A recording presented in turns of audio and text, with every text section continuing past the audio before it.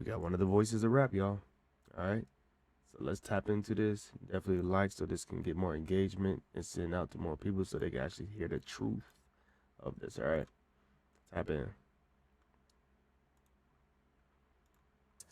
I mean, I got so many questions on this, but being just in general in the music scene for a second, do you think that the music scene as a whole, just a broad statement, do you think the music scene is very demonically organized? Is there a lot of crazy stuff that happens in there? Can you kind of tell me a little bit about that?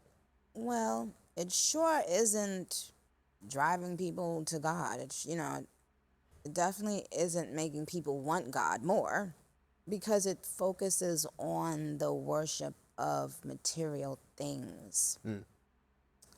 And we all play a part in it. I've played a part in it, of course. It's not healthy over time. It's not healthy mentally and for the soul, emotionally. I mean, look at all the young people right now that have to grow up in the Instagram era where everyone is. No, I love it that she said it's not healthy because you got to think about the things that are being said and what we believe and what we come into agreement with because we are agreeing with it, what they saying. Everything feels relatable. Everything they saying, what they have and what they chasing after, we agreeing with it. So like it is playing a huge toll on our brain. Like I said, words have power. You can believe it or not, but they do have weight. They do have weight. Editing and photoshopping, and everyone thinks the Oh other person gosh. looks like that in real life. And Yeah. these children, I can't imagine. I always think about this. I say these kids are so strong because I cannot imagine having to have dealt with this while I was growing up, and while you're changing, your body, your face, everything about you, and is changing, and then you have to constantly compare yourself to other people. And what does that do to the self-esteem of these young people? Yeah. Uh, that's what I care about. Like, I care about long term, what is this doing to these young people that have to now grow up in this world post selfies and post Instagram and post, the Photoshop era?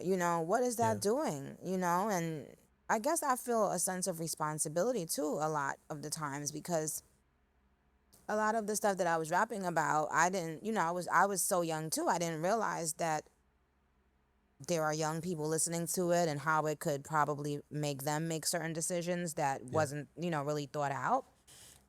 Now, if I could do it all over again, I would have changed a lot of things that I said because I just don't like the idea of thinking that these people will now grow up wanting to change themselves as opposed to loving themselves. Yeah. I love everything she just said so far. When you speak out something in the way you carry what you speak, meaning what you speak out, and you walking the walk, talking the talk, doing the do, people are going to want to do it because you are a big image in their life and they want to follow that. Okay? Y'all let me know your thoughts down below.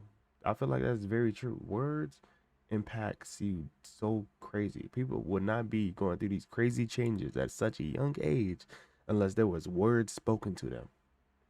It all starts by words. You Yeah. know, Yeah. like as opposed to seeing how beautiful they are and realizing how much they have to offer the world just the way they are.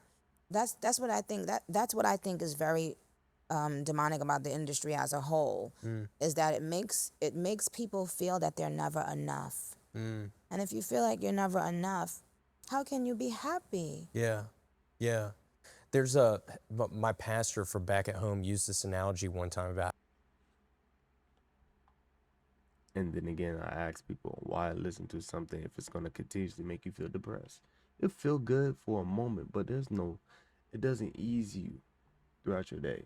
Some people, music might not be a very sensitive thing to them. Like me, music wasn't really sensitive. It was easy for me to like wane off of it. But yeah, man, yeah. Y'all just let me know what y'all think, bro.